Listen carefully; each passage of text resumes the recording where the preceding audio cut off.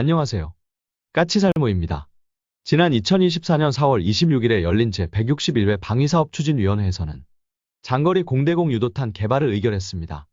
드디어 우리나라의 장거리 공대공 미사일 개발이 본격화하는 것인데요. 여기서 주목할 점은 이 사업의 사업명이 중거리가 아닌 장거리 공대공 미사일이라는 것입니다. 흔히들 우리는 암남 같은 미사일을 중거리 공대공 미사일이라고 부르는데요. 그런데 우리의 신형 미사일은 중거리 공대공 미사일이 아닌 장거리 공대공 미사일이라고 이야기하고 있습니다.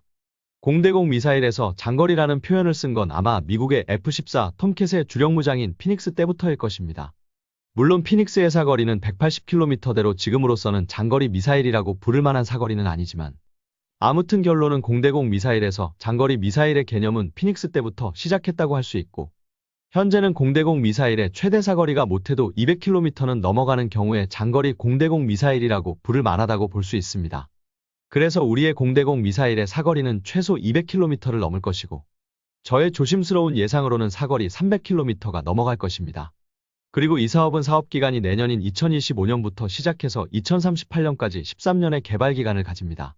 결론은 개발기간이 13년이라는 건 우리가 개발하는 미사일이 미티어 같은 덕티드 램제트 방식으로 개발된다는 뜻입니다. 우리는 작년에 단거리 공대공 미사일의 개발을 의결했습니다. 그런데 작년에 중거리 공대공 미사일의 개발을 같이 의결하지 못한 이유는 역시 우리의 장거리 미사일이 어떤 식으로 개발될 것인가가 논란이 있었기 때문입니다. 국방과학연구소는 미티어 같이 덕티드 램제트 미사일 방식으로 개발을 하자고 하고 있었고 반대 측 의견은 우리가 덕티드 램제트 미사일을 개발하기에는 너무 오랜 시간이 걸리기 때문에 미국의 AIM-260 같은 미사일을 개발하자고 대립했기 때문입니다. 그런데 결론은 개발기간이 13년이라는 건 국방과학연구소의 의견대로 우리의 장거리 공대공 미사일은 덕티드 램제트 방식으로 개발이 된다는 뜻입니다. 문제는 솔직히 말해서 우리가 덕티드 램제트 미사일을 개발하기에는 13년도 지나치게 개발기간이 짧다는 것이고 과연 우리가 정말 13년 만에 덕티드 램제트 방식의 공대공 미사일을 개발할 수 있을 거냐는 것에는 의문을 표하지 않을 수가 없는 게 사실입니다. 그리고 총사업비는 1조 5,700억이 책정되었는데요. 이 총사업비는 장거리 공대공 미사일의 1차 양산분의 가격을 포함한 가격이라고 합니다. 그래서 실질적으로 공대공 미사일 개발에는 대략 1조 원이 들어갈 것이라고 합니다. 그런데 솔직히 개발비 1조 원은 우리가 개발하거나 개발하고 있는 대공미사일 중에서는 탄도미사일, 요격미사일 빼고는 가장 많은 개발비가 들어가는 것입니다. 그런데 생각해보면 실질적인 개발비는 탄도미사일, 요격미사일보다도 더 많이 들어가는 것입니다. 탄도미사일, 요격미사일인 LSAM 등은 단순하게 미사일만을 개발하는 것이 아닌 레이더나 제어 시스템까지 같이 개발한다는 점에서 대공미사일 단일 개발임에도 불구하고 개발비가 1조 원이 넘는다는 건 단일 미사일 개발비로만 보면 LSAM을 뛰어넘는 수준이라고 할 수 있습니다. 참고로 그나마 우리가 개발한 미사일 중에 장거리 공대공 미사일과 가장 흡사한 구조를 가지고 있는 게 단거리 함대공 미사일인 해공인데요. 우리가 해공을 개발하는데 사용한 예산이 대략 1,600억 정도입니다. 그러니 우리의 장거리 공대공 미사일의 개발비가 얼마나 많이 들어가는지 실감이 나실 겁니다. 그래서 우리는 정말 엄청난 결정을 한 것입니다. 역대급으로 긴 개발기간, 그리고 역대급으로 많은 개발비를 들여서 중거리도 아니고 장거리 공대공 미사일의 개발에 들어가기로 한 것입니다. 그리고 당연하지만 이 미사일의 성능은 분명 세계 최강일 것입니다. 솔직히 이게 세계 최강이 아니라면 오히려 웃기는 이야기입니다. 제가 왜 아직 개발도 시작하지 않은 장거리 공대공 미사일이 세계 최강이다라고 자신있게 이야기하냐면 이 미사일은 미티어의 장점과 미국이 이제 막 선행 배치를 시작한 AIM-260의 장점을 다 가질 수 있는 미사일이기 때문입니다. 여러분은 지금 존재하는 중거리 공대공 미사일 중에서 전 세계에서 가장 성능이 좋은 미사일은 뭐라고 생각을 하시나요? 아마 대부분의 분들이 미티어를 꼽을 것입니다. 그러나 현 시점에서는 미티어와 경쟁이 가능한 미사일이 드디어 미국에서 등장했습니다. 그건 바로 미국이 이제 막 선행 배치에 들어간 AIM-260입니다. 이 미사일은 올해인 2024년부터 초도 생산이 시작되어서 2026년부터 본격적으로 배치되어서 단계적으로 암남을 대체하는 미국의 차세대 주력 공대공 미사일입니다. 그리고 가끔 이 미사일에 대해서 착각하는 분들이 있어서 좀 설명을 하자면요. 이 미사일은 지금의 암남과 크기가 거의 같은 미사일입니다. 어떤 분들이 이 미사일이 암남의 절반 크기이고 그래서 스텔스기의 내부 무장창에 암남의 2배를 탑재할 수 있다고 이야기하는데요. 그건 페어그린이라고 미국에서 별도로 연구하는 미사일이 따로 있고요. AIM-260은 암남과 크기가 거의 같습니다. 그리고 AIM-260의 본체의 크기는 암남의 절반 크기고 AIM-260의 부스터를 달 수 있다는 주장을 하는 분도 있는데요. 그건 LREW라고 미국 보잉이 별도로 개발하는 부스터 장착 미사일이 있습니다. 그러나 페어그린이나 LREW는 미국에서 실전 배치를 목적으로 개발 중인 미사일이 아니라 기술 개발을 위해서 개발하는 시험용 미사일입니다. 그래서 미국에서 암남을 대체해서 앞으로 주력으로 사용되는 미사일은 AIM-260입니다. 이 점은 착각하지 마시길 바랍니다. 그런데 그럼 이 미사일이 어떻게 미티어와 경쟁이 가능하느냐라고 했을 때 지금 미티어의 사거리는 200km가 넘습니다. 그런데 AIM-260의 사거리는 250km가 넘습니다. 뭐 어떤 분은 미티어의 사거리가 300km가 넘는다고 이야기할 분도 있겠지만 이런 공대공 미사일의 사거리를 이야기할 때는 항상 잔여 운동 에너지가 중요합니다. 이게 무슨 소리냐 하면요. 여기에 미사일의 사거리가 200km라는 미사일이 있다고 하죠. 그럼 이 미사일이 200km 지점에 도착했을 때 어느 정도의 상대를 요격할 수 있냐가 중요합니다. 중국의 미사일은 사거리가 200km 이상이라고 이야기하지만 그건 어디까지나 수송기나 조기경보기 같이 기동력이 떨어져서 상대적으로 공대공 미사일의 에너지가 적게 남아있어도 요격이 가능한 상대를 요격할 때나 가능한 사거리고요. 그래서 서방권에서 주로 사용하는 기준은 수송기나 조기경보기 같은 기동력이 떨어지는 목표에 대한 사거리를 이야기하지 않고 보통 전투기급 목표에 대한 요격이 가능한 사거리를 이야기합니다. 솔직히 중국의 미사일은 전투기급 목표에 대해서는 사거리가 150km가 안 되는 걸로 알고 있습니다. 그래서 이 경우 미티어는 대략 200km의 사거리고 미티어가 사거리 300km 이상이라는 건 어디까지나 수송기 같은 상대적으로 기동성이 떨어지는 목표에 대한 요격 능력을 이야기하는 것이고 그래서 미티어의 사거리를 300km라고 이야기하는 건 분명 잘못된 표현입니다. 뭐 거의 중국이 하는 수준의 이야기라고 보시면 됩니다. 그래서 미티어의 사거리는 대략 200km이고 AIM-260은 250km로 추정되기 때문에 사거리 면에서 AIM-260이 미티어보다 더 뛰어납니다. 그럼 AIM-260은 어떻게 이리 긴 사거리를 가지고 있을까요? 우선 그 이유로 사람들은 다중펄스 로켓 엔진을 이야기하는데요.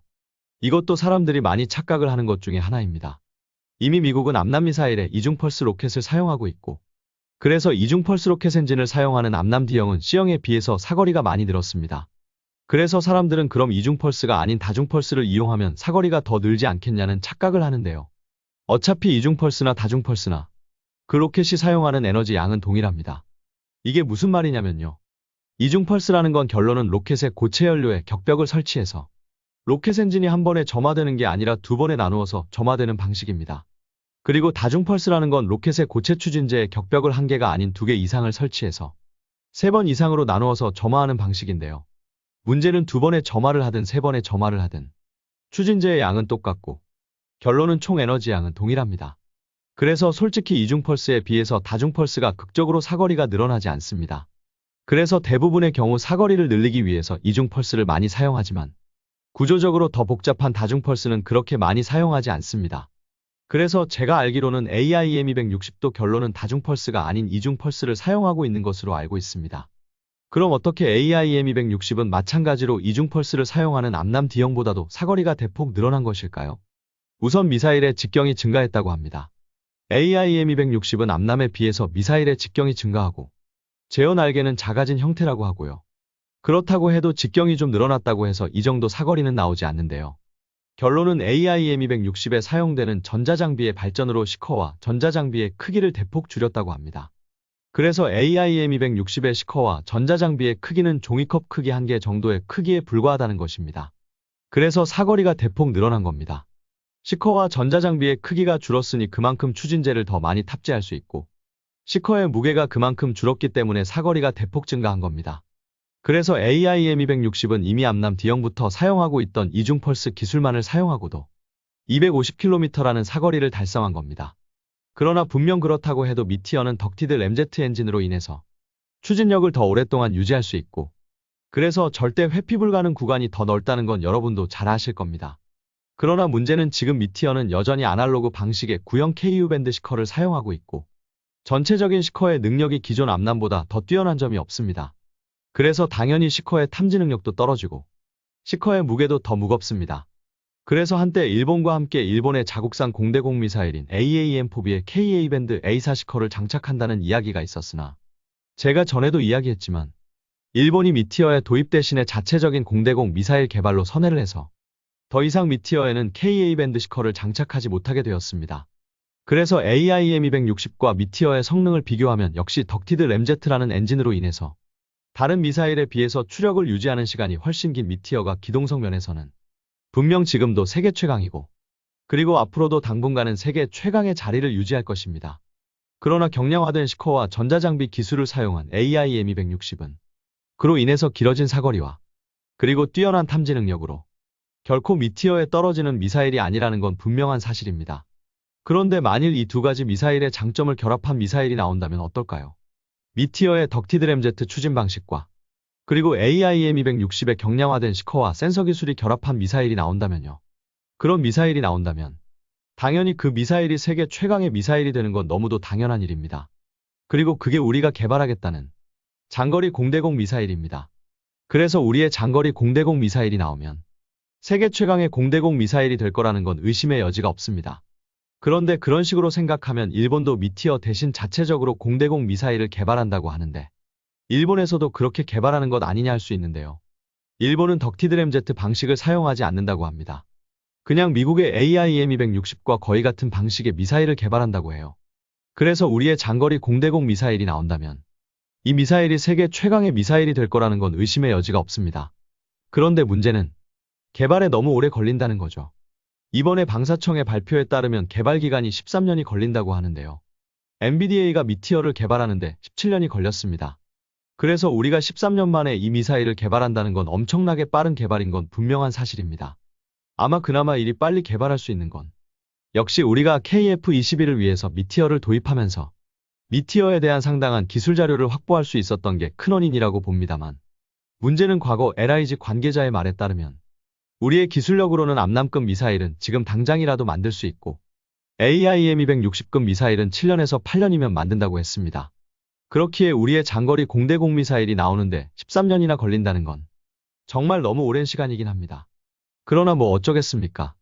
이미 우리는 우리의 장거리 공대공 미사일을 덕티드 램제트 방식으로 개발하기로 했고, 그리고 이걸 개발하기 위해서 1조 원이라는 상당히 많은 개발비까지 책정했다고 하니 이제는 이 미사일이 성공하기를 기원하면서 응원해줘야겠죠. 그러나 분명한 건 개발 기간이 길어서 그러하지. 이 미사일이 개발만 된다면 세계 최강의 공대공 미사일이 될 거라는 건 의심의 여지가 없습니다. 물론 미티어도 앞으로 개량을 통해서 발전된 전자장비나 시커를 적용할 수도 있는데요. 그런데 그렇다고 해도 우리의 미사일이 더 뛰어납니다. 왜냐하면 미티어는 이미 구형 KU-밴드 시커의 크기에 적합하게 미사일을 개발했고, 그래서 시커를 바꾼다고 해도 시커의 무게나 크기를 대폭 줄일 수가 없습니다. 왜냐하면 무게 중심이 바뀌게 되기 때문입니다. 실제로 미국도 현재 암남 D형은 버전 3까지 나와 있지만 D형 버전 3라고 해도 사거리나 그런 게 대폭 증가하지 않았습니다. 역시 미사일의 시커를 대폭 수정해버리면 무게중심 등이 변해서 아예 미사일을 거의 다시 개발해야 하기 때문입니다. 그래서 미티어가 시커를 개량하는 것에는 분명한 한계가 있고, 그래서 처음부터 경량형 고성능 시커를 바탕으로 개발되는 우리의 장거리 공대공 미사일은 아무리 미티어가 개량을 한다고 해도 따라올 수가 없습니다. 그래서 우리의 장거리 공대공 미사일이 13년 뒤에 나온다고 해도 다른 나라가 덕티드 램제트 방식의 공대공 미사일을 완전히 새로 개발하지 않는 이상은 우리의 장거리 공대공 미사일이 세계 최강이 될 거라는 건 의심의 여지가 없습니다. 그리고 솔직히 현재로서는 우리나라 말고는 덕티드 램제트 방식의 공대공 미사일은 개발이 너무 어렵기 때문에 개발하겠다는 나라도 없고요. 그만큼 우리는 어려운 기술을 선택했습니다. 그렇기에 완성만 된다면 세계 최고는 너무 당연하지만 그 과정은 결코 순탄하지만은 않을 것입니다. 그렇기에 우리의 중거리 공대공 미사일을 개발함에 있어서 그 무엇보다도 절실하게 필요한 건 바로 여러분의 응원이라고 생각을 합니다. 마치 KF-21처럼요. 그래서 저 또한 우리의 장거리 공대공 미사일의 성공을 응원합니다. 이상 영상 봐주셔서 감사합니다.